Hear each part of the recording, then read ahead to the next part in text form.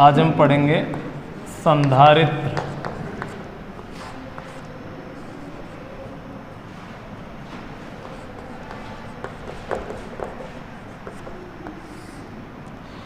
Capacitor.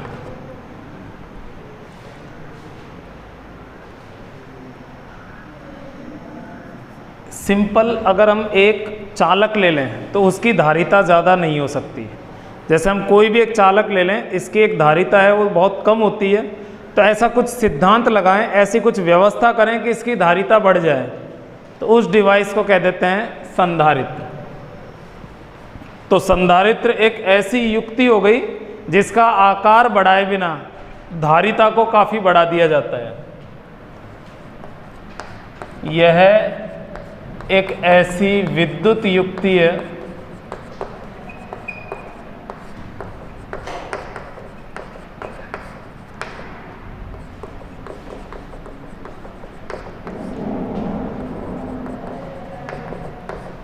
जिसका आकार बढ़ाए बिना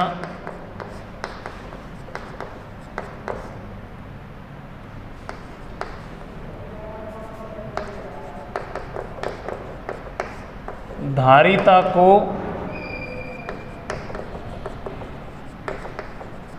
अत्यधिक बढ़ा दिया जाता है।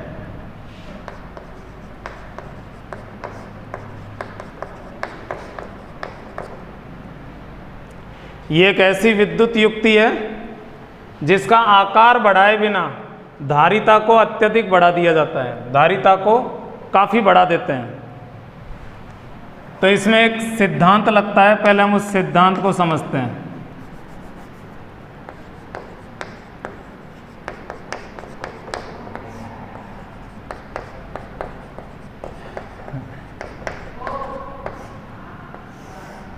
संधारित्र का सिद्धांत।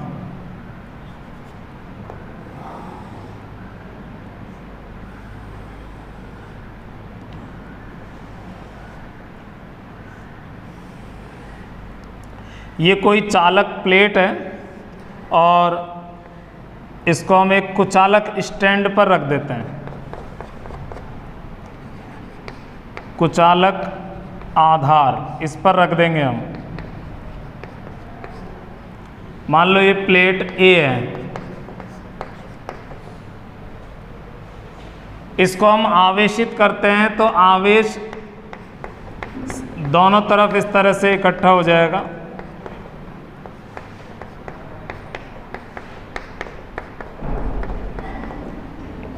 ये हो गया फर्स्ट स्टेप। तो फर्स्ट स्टेप में हम क्या करते हैं, एक चालक प्लेट को कुचालक स्टैंड पर रखकर पूर्णतः आवेशित कर देते हैं। जैसे प्लस है तो प्लस से जितना आवेश दिया जा सकता है उतना आवेश देंगे। अब सेकंड स्टेप में हम क्या करेंगे कि ये जो चालक प्लेट है इसको तो ऐसे ही रहने देंगे, इसमें कोई चेंज नहीं करना है, इसका आवेश इसी में रहेगा। लेकिन एक दूसरी प्लेट रख देते हैं अनावेशित।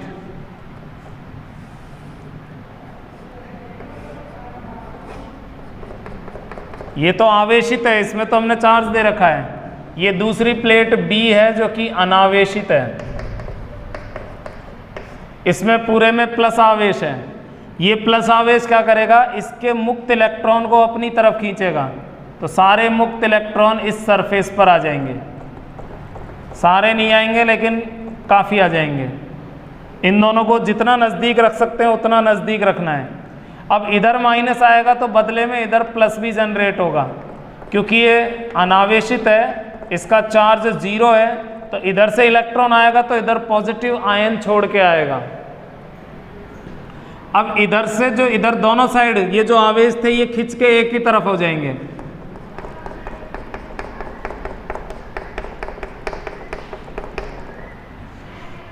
ये इस माइनस को अपनी तरफ खींच के रखेगा और प्लस दूसरी तरफ। अब ये माइनस क्या करेगा, इसके कारण यहाँ पर नेगेटिव पोटेंशियल उत्पन्न होगा, ऋणात्मक विभव उत्पन्न होगा इस माइनस के कारण। लेकिन इस प्लस के कारण वापस पॉजिटिव विभव उत्पन्न हो जाएगा। हालांकि ये नज़दीक है तो नेगेटिव वाला थोड़ा ज़्यादा होगा। मान लो इस प्लेट पर वोल्टेज है 100 वोल्ट, ये जो है इसका यहाँ पर मान लो -90 वोल्ट प्रभाव पड़ रहा है, थोड़ा रिस्टेंस है और माइनस है, ये पॉजिटिव है, इसका यहाँ पर वोल्टेज मान लेते हैं +80 वोल्ट। ये थोड़ा दूर है तो इसका इफेक्ट कम हो जाएगा, थोड़ा ज़्यादा फर्क नहीं होगा, हो सकता है ये 88 हो, 89 हो।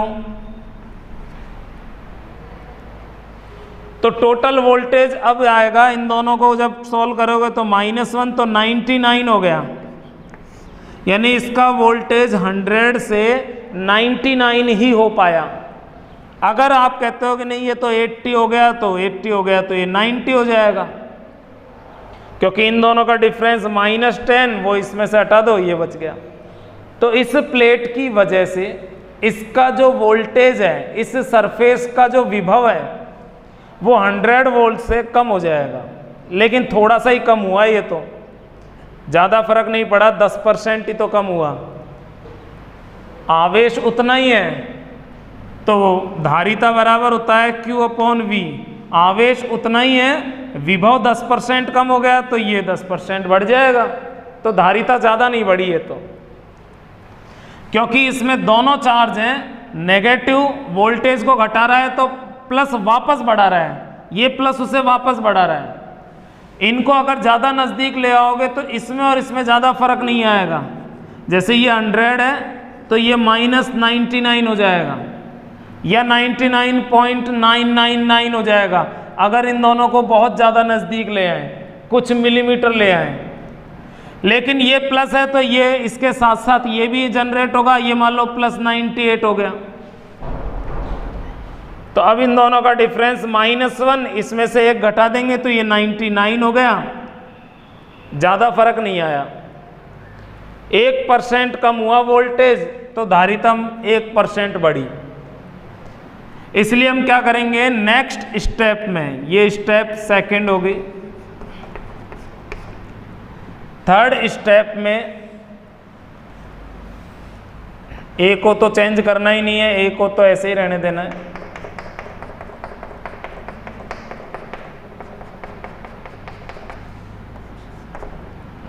लेकिन जो दूसरा चार्ज है B,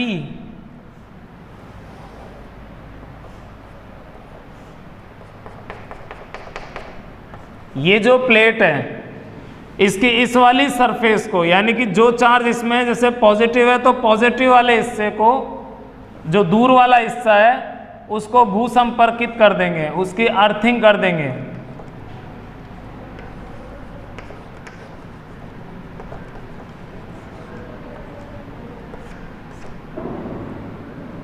अर्थिंग करने से इधर वाला चार्ज पूरा डिसअपीयर हो जाएगा, गायब हो जाएगा, जमीन के साथ न्यूट्रल हो जाएगा, जमीन में चला जाएगा ऐसे कह दो। लेकिन ये माइनस विद्यमान रहेगा, ये माइनस मौजूद रहेगा।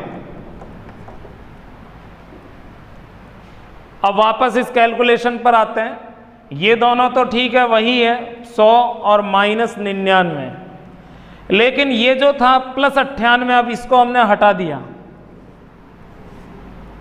चलो मैं इसको अलग से लेता हूँ, इसका वोल्टेज 100 जो यहाँ पर था, -99 इसका है ही नहीं वोल्टेज, तो इन दोनों का डिफरेंस हो गया 1 वोल्ट। तो यहाँ ये केवल 1% कम हो रहा था, अब यहाँ 99% कम हो गया। 99% कम होने से धारिता 99% बढ़ गई। या ऐसे कहो कि ये 1/100 रह गया तो ये 100 गुना बढ़ जाएगी धारिता। तो धारिता को काफ़ी बढ़ाने के लिए एक तो इन दोनों को काफ़ी नज़दीक लाएंगे, नज़दीक लाने से ये जो डिफरेंस है ये बहुत कम हो जाएगा।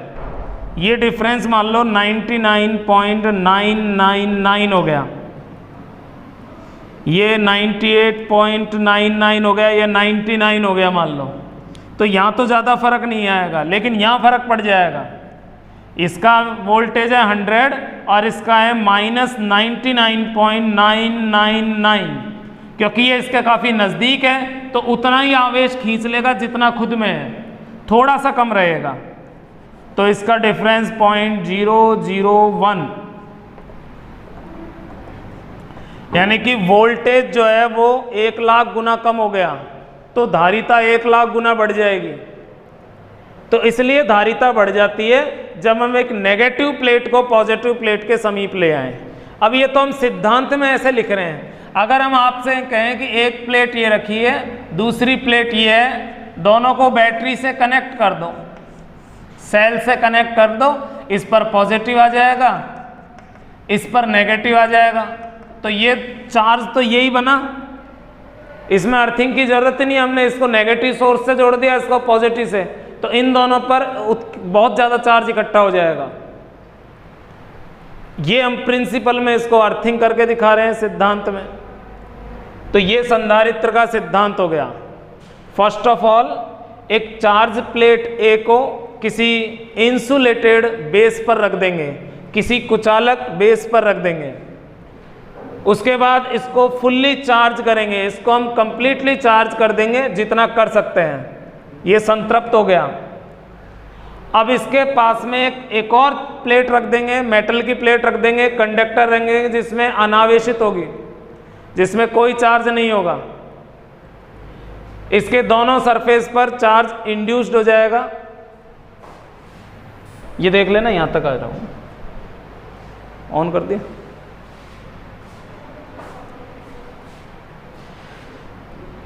तो इसका जो सिद्धांत है उसमें सबसे पहले प्लेट ए को एक बेस पर रख देंगे, कुचालक आधार पर रख देंगे, इसको पूरी तरह से आवेशित कर देंगे। अब इसके नज़दीक एक दूसरी प्लेट लेकर आएंगे तो दूसरी प्लेट पर आवेश प्रेरित हो जाएगा। हम कोई आवेश नहीं दे रहे, ये जो पॉजिटिव था इसका सारा आवेश भले इधर सिमट गया हो, लेकिन इसने इसमें माइनस को इधर इकट्ठा कर लिया, बदले में इधर प्लस। टोटल आवेश तो अभी भी 0 है इसमें, क्योंकि इसमें हमने आवेश दिया ही नहीं था। अब हमने इस वाले की अर्थिंग कर दी ताकि इसमें केवल एक ही तरह का चार्ज रह जाएगा और वो इसका अपोजिट होगा। अपोजिट रखना जरूरी है ताकि इसका जो विभव का प्रभाव है वो ये कम कर देगा। तो इसमें क्या होगा, हम किसी ऐसे ही बोल सकते हैं कि किसी आवेशित प्लेट के समीप दूसरे प्रकार से आवेश वाली प्लेट को ले आए। कोई दूसरी प्लेट है जिस पर अपोजिट चार्ज है, उसको नज़दीक ले आए तो इनकी धारिता काफ़ी बढ़ जाती है। ये इसका सिद्धांत हो गया। शॉर्ट में लिखना है तो एक लाइन में ऐसे लिख सकते हैं, वैसे पूरा सिद्धांत तो आपको पूरा डिस्क्राइब करना पड़ेगा इसको।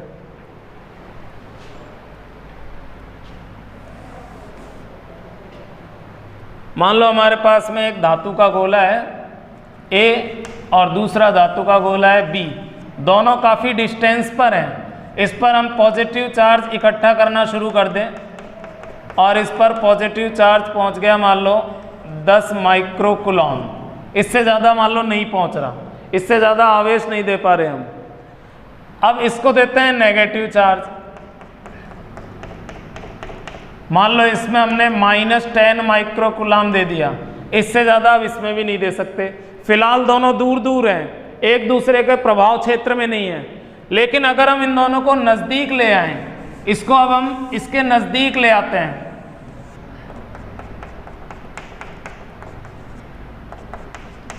टच नहीं करेंगे तो चार्ज उतना ही रहेगा, लेकिन ये जो माइनस है ये इसके प्लस के प्रभाव को कम कर रहा है। जैसे मुझे अगर यहाँ से आवेश देना है तो वो आवेश पॉजिटिव देना है, ये प्रतिकर्षित करेंगे तो ये खींचेगा, ये सहायता प्रदान करेगा इसको। या ऐसे कहें कि इसका जो प्लस विभव है उसको ये माइनस वाला विभव कम कर रहा है, तो इसकी धारिता बढ़ जाएगी, इसमें और आवेश दे सकते हो आप, अब और प्लस कर सकते हो। मान लो इसकी धारिता बढ़ गई 20, इस पर आवेश 20 हो गए, तो ये पॉजिटिव इसके प्रभाव को भी कम करेगा, तो इसमें -20 चढ़ जाएगा आवेश। तो अगर दोनों सेम है तो दोनों के आवेश बढ़ जाएंगे, बस चिन्ह अपोजिट होने चाहिए। तो अगर हम इसके सिद्धांत को लिखें तो ऐसे लिख सकते हैं कि समान परिमाण या परिमाणी मत को दो धातु की प्लेटें या दो चालकों को परस्पर नज़दीक रख दिया जाए और दोनों पर विपरीत प्रकृति का आवेश दिया जाए तो उनकी धारिता काफ़ी ज़्यादा होगी। या ऐसे कहें कि किसी आवेशित चालक के समीप कोई दूसरा चालक लाकर उसमें विपरीत प्रकृति का आवेश दें तो दोनों की ही धारिता बढ़ जाएगी, इसकी तो बढ़ेगी बढ़ेगी, ये उसकी भी बढ़ा देगा। तो इसी सिद्धांत का यूज करते हुए संधारित्र बनाए जाते हैं। संधारित्र एक इलेक्ट्रिकल डिवाइस हो गई जो छोटा सा होने के बावजूद भी इसकी धारिता पूरी पृथ्वी से भी ज़्यादा हो सकती है, पूरी पृथ्वी के बराबर हो सकती है। तो संधारित्र के प्रकार,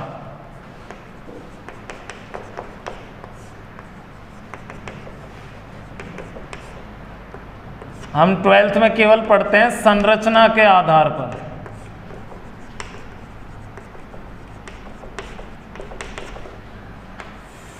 ठीक है, अगर आप इंजीनियरिंग वगैरह की बात करो तो वहाँ तो फिर मटेरियल के आधार पर है, यूज़ के आधार पर है, वो अलग चीज़ हो गई। अपने सिलेबस में है संरचना के आधार पर। तो 3 प्रकार के हैं, जिनमें से एक है समांतर प्लेट संधारित्र,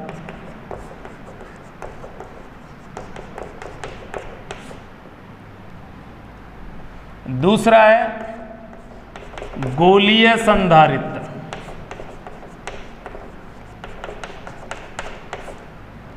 और थर्ड वन इज बेलनाकार संधारित्र।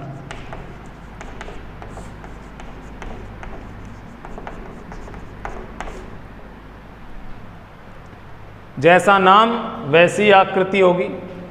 समांतर प्लेट संधारित्र में 2 प्लेट होती हैं, दोनों बिल्कुल एक जैसी होती हैं। अगर ये आयताकार है तो ये वाली भी आयताकार ही होगी, ये अगर वर्गाकार है तो ये वर्गाकार होगी, ये अगर वृत्ताकार है तो ये भी वृत्ताकार होगी। कुल मिला के दोनों की शेप, दोनों का सरफेस एरिया बिल्कुल बराबर होगा, दोनों समतल होंगी, दोनों के बीच में गैप कम होगा। इसको पॉजिटिव चार्ज से कनेक्ट कर देंगे, इसको नेगेटिव से, तो ये बन जाएगा समांतर प्लेट संधारित्र। तो 2 प्लेट हैं, इसमें समांतर रखी है। इसमें 2 गोले होते हैं, दोनों कोसेंट्रिक होते हैं, दोनों एक ही केंद्र पर होते हैं। बाहर वाले की जैसे अर्थिंग कर दी और अंदर वाले गोले को किसी प्लस सोर्स से जोड़ दिया, तो इस पर प्लस चार्ज आ जाएगा,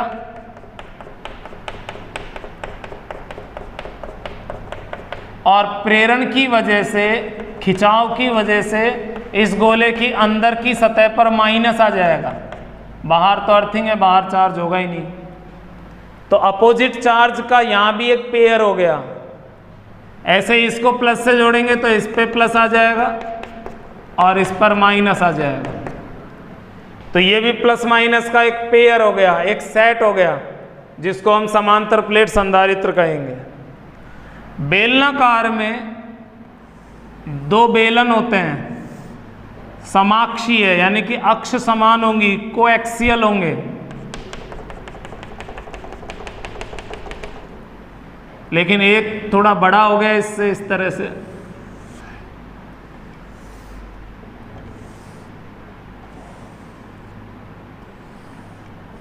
एक बेलन के अंदर दूसरा बेलन है, इसमें भी बाहर वाले की अर्थिंग कर दो, अंदर वाले को आप किसी प्लस सोर्स से जोड़ दो, तो इस पर पॉजिटिव चार्ज आ जाएगा, चारों तरफ आएगा, वो इधर भी आ जाएगा, चारों तरफ ही होगा। और प्रेरण की वजह से इस पर माइनस आ जाएगा अंदर।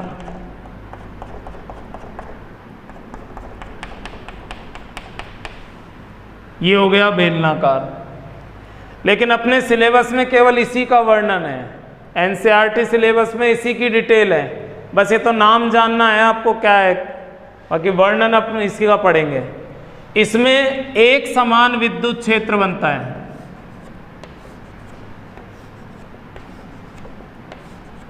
किनारे पे थोड़ा ऐसे जरूर मुड़ जाता है, लेकिन बीच में लगभग ज़्यादातर पोर्शन एक समान ही होता है, नज़दीक प्लेट होती है। इसमें विद्युत क्षेत्र रेडियल होता है, मतलब इस तरह से जैसे त्रिज्या की सिद्ध में, तो थोड़ी सी यहाँ चौड़ाई बढ़ जाएगी। इसमें भी जो विद्युत क्षेत्र है 2 प्लेटों के बीच में लगभग एक समान सा ही है, फिर भी थोड़ा सा रेडियल होता है, यूँ फैल जाएगा ये। तो अब हम इसको डिस्कस करेंगे क्योंकि हमारे सिलेबस में केवल यही है।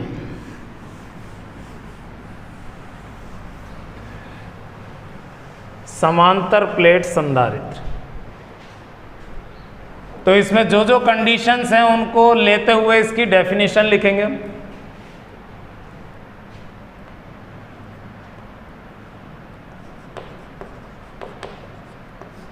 समान क्षेत्रफल तथा आकृति, समान क्षेत्रफल और समान आकृति की दो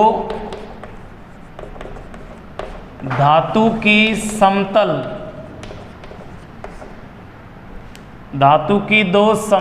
प्लेटें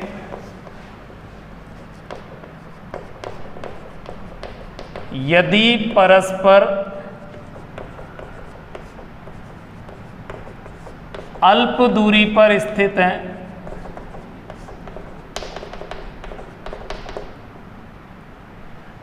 परस्पर अल्प दूरी पर स्थित है,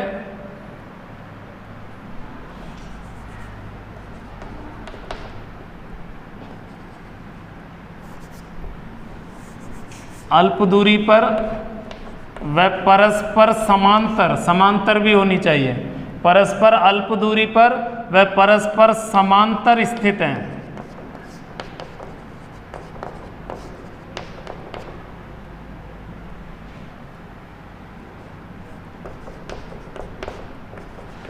तथा इनमें समान परिमाण व विपरीत प्रकृति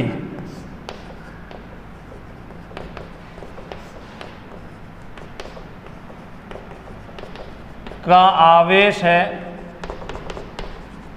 तो इस व्यवस्था को, इस समायोजन को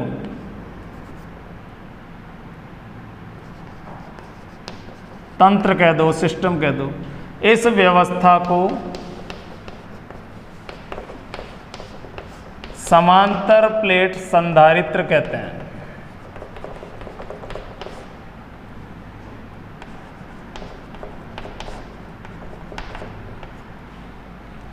तो समांतर प्लेट संधारित्र होने के लिए क्षेत्रफल समान होना जरूरी है, आकृति एक जैसी होना जरूरी है, दोनों धातु की प्लेट होना जरूरी है, दोनों समतल, समतल भी नहीं है तो वक्रीय हैं, तो ऐसे ना हो, उबड़ खाबड़ नहीं होनी चाहिए। दोनों के बीच में ज़्यादा गैप भी नहीं होना चाहिए कि इसका प्रभाव वहाँ तक पहुँच ही नहीं रहा हो, तो दूरी कम से कम हो, और दोनों परस्पर समांतर रखी हो, ऐसे भी रखी हुई नहीं होनी चाहिए कि एक प्लेट ऐसे रखी है, कैसे, ये भी नहीं, दोनों आपस में समांतर होनी चाहिए। और उसके बाद दोनों में समान परिमाण का आवेश होना चाहिए। मान लीजिए इसमें तो मैंने दे दिया +5 कूलाम, इसमें -3 कूलाम, तो ये संधारित्र नहीं है। समांतर प्लेट संधारित्र के लिए चार्ज इक्वल होने चाहिए और साइन अपोजिट होने चाहिए, विपरीत प्रकृति। दोनों पे पॉजिटिव दे दिया तो ये फिर संधारित्र नहीं है। तो संधारित्र होने के लिए ये सारी चीज़ें होना जरूरी है, तो समांतर प्लेट संधारित्र हो जाएगा वो। समांतर प्लेट संधारित्र के अंदर मान लो ये 2 प्लेट हो गई, इस वाली प्लेट को हमने किसी प्लस सोर्स से जोड़ दिया, ये तार लगा के इसको एक तार से ले जाकर और ये माइनस से जोड़ दिया, ये धातु की प्लेट हो गई है।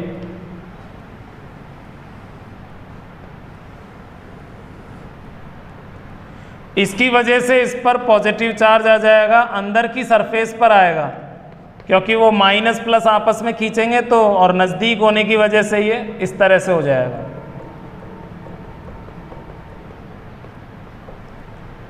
तो इसके अंदर एक समान विद्युत क्षेत्र बनेगा, एक समान विद्युत क्षेत्र को हम इस तरह से दिखाते हैं। हाँ, किनारे पे थोड़ा यूं हो जाएगा बाहर की तरफ, उसको उपांत प्रभाव भी कहते हैं, वो थोड़ा सा एंड में जाकर चेंज हो जाता है, लेकिन उसको रहने दो। हम एक सकड़ा सा पतला सा वो ले रहे हैं संधारित्र, तो ज़्यादातर पोर्शन तो यही होगा उसमें। तो इसके अंदर एक समान विद्युत क्षेत्र बनेगा। तो यहाँ पर ये जो चार्ज है जैसे जैसे आवेशित होगा, ये इकट्ठा होगा, ये विद्युत क्षेत्र बढ़ता जाएगा और दोनों प्लेटों के बीच में जो एनर्जी स्टोर होगी वो विद्युत क्षेत्र के रूप में होगी। तो यहाँ विद्युत क्षेत्र के रूप में ऊर्जा संचित है, ऊर्जा स्टोर है इसके अंदर इलेक्ट्रिक फील्ड के रूप में। ठीक है, इसका फॉर्मूला वगैरह आगे हम डिराइव करेंगे बाद में। ये जो समांतर प्लेट संधारित्र है, अगर इसके अंदर हम एक परावैद्युत पदार्थ रख दें,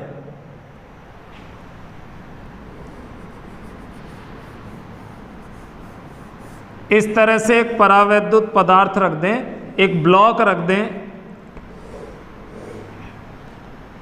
तो जब विद्युत क्षेत्र इसके अंदर से गुजरेगा तो ये चाहे ध्रुवीय हो चाहे अध्रुवीय हो, पिछले वीडियो में मैंने बताया था कि बाह्य विद्युत क्षेत्र से इसके अंदर प्रेरित द्विध्रुव आघूर्ण उत्पन्न हो जाएगा, या तो इसके अणु घूम जाएंगे या प्लस माइनस विस्थापित हो जाएंगे।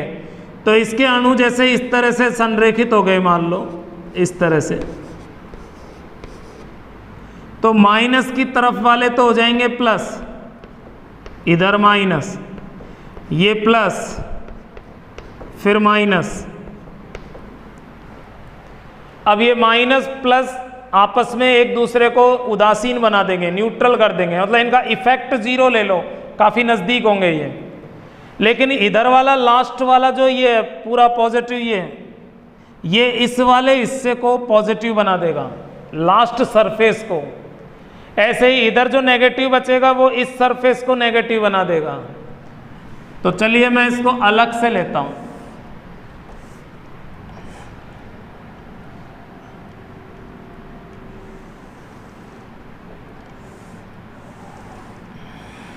पूरे में ही रख देते हैं, इस पर प्लस चार्ज है, ये प्लस इस पर है, ये है पॉजिटिव चार्ज प्लस सिग्मा, और इस वाले के अंदर इसमें नेगेटिव है, ये इस पर जो चार्ज डेंसिटी है वो है माइनस सिग्मा। अब मैंने इसी को पूरे को बड़ा कर दिया है यहाँ से यहाँ तक, तो अंदर वाले प्लस माइनस एक दूसरे को न्यूट्रल कर देंगे, काफ़ी कम होने की वजह से इनका द्विध्रुव आघूर्ण जीरो मान लो, क्योंकि ये अणु लगभग टच हो जाएंगे प्लस और माइनस होने की वजह से, तो इनके बीच का डिफरेंस जो है वो लगभग नेग्लिजिबल हो गया, तो इसको जीरो मान लो। तो हम ये कह सकते हैं कि जितने भी अणु हैं जो लास्ट पॉजिटिव है इधर वाला, वो इस सरफेस को पॉजिटिव बना रहा है और इधर वाली सरफेस को नेगेटिव बना रहा है। अब ये और ये इतने नज़दीक हैं कि ये जो पॉजिटिव है ये इस नेगेटिव के लगभग बराबर है, थोड़ा कम हो सकता है।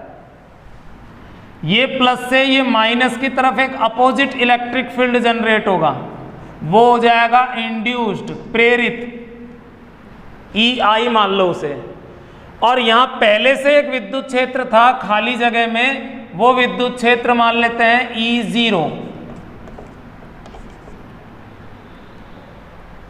इस वाले को E0 मान लो, और इसके अंदर जो जनरेट हुआ है वो मान लेते हैं EI, जो कि अपोजिट होगा।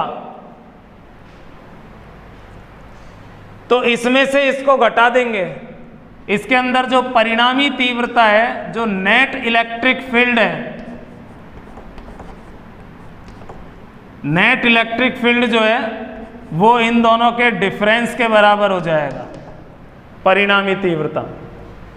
तो पहले की बजाय तीव्रता चेंज हो जाएगी, इलेक्ट्रिक फील्ड चेंज हो जाएगा। अगर इसको हम चालक ले लेते हैं तो चालक में आवेश गति करेंगे बजाय इस तरह से होने के। चालक में अणु वगैरह घूमेंगे करेंगे नहीं, आघूर्ण इस तरह से उत्पन्न नहीं होगा।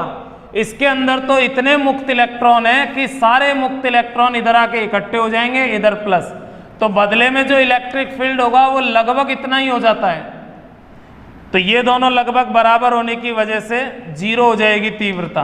तो चालक के अंदर विद्युत क्षेत्र 0 हो जाएगा। और आप पहले से भी जानते हो चालक के अंदर विद्युत क्षेत्र होता ही नहीं है। कोई भी चालक रख दो आप, इसके बीच में चाहे गोला रख दो, तो गोले के अंदर इलेक्ट्रिक फील्ड 0 हो जाएगा। तो चालक के अंदर विद्युत क्षेत्र 0 हो जाएगा अगर हम इसके बीच में रखते हैं। अच्छा, इसको इसके टच नहीं करना है। अगर टच कर देते हो तो ये चालक है, तो ये माइनस ये प्लस, तो ये फिर तो करंट यहाँ से यहाँ सीधा ही फ्लो हो जाएगा। फिर तो इसका मतलब ही नहीं रहा, कोई आवेश इकट्ठा नहीं रहेगा। इसीलिए इसमें परावैद्युत पदार्थ भरा जाता है। अगर ये परावैद्युत है तो आप इसको टच कर सकते हो, इसको टच करने से कोई फर्क नहीं पड़ेगा, क्योंकि परावैद्युत पदार्थ कुचालक होते हैं, करंट फ्लो नहीं हो पाएगा। इसके बीच में जैसे मान लो मैं संधारित्र ये लेता हूं, इसको नीचे से सील्ड कर दिया और इसमें लिक्विड भर दिया, कोई वैसी चीज से बंद कर दो, कुचालक से, प्लास्टिक वगैरह या कोई और ऐसा कुचालक लेकर, तो भी ये संधारित्र रहेगा। परावैद्युत पदार्थ लिक्विड फॉर्म में भी होता है। तो परावैद्युत पदार्थ बढ़ने से विद्युत क्षेत्र की तीव्रता प्रभावित हो जाती है, उससे धारिता वगैरह चेंज हो जाएंगी। C इक्वल टू होता है Q अपॉन V और E बराबर होता है विभवांतर बटे दूरी। मान लो यहां से यहां तक की दूरी है D और दोनों प्लेटों के मध्य का विभवांतर है V, तो दूरी तो उतनी ही है, लेकिन हमने अगर इसके बीच में परावैद्युत पदार्थ भरा, चालक नहीं भरा, मान लो ये दोनों अलग अलग हैं, तो विद्युत क्षेत्र की तीव्रता कम हो जाएगी।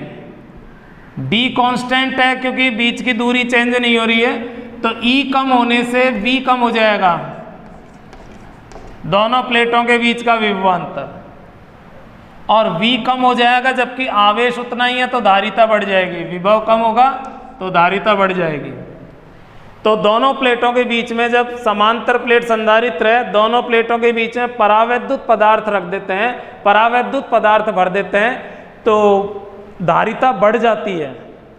अगर इसका परावैद्युतांक K या एप्सिलॉन R किसी से भी डिनोट करो, इसकी वैल्यू 2 है, तो इसकी धारिता दुगनी हो जाएगी। बाकी हम इसको फॉर्मूले में भी समझ लेंगे, जब डेरिवेशन करेंगे उसके साथ भी समझेंगे। तो आज मैं इतना ही रख रहा हूँ इस टॉपिक को, क्योंकि डेरिवेशन नेक्स्ट वीडियो में करेंगे, पूरा नहीं हो पाएगा। बाय।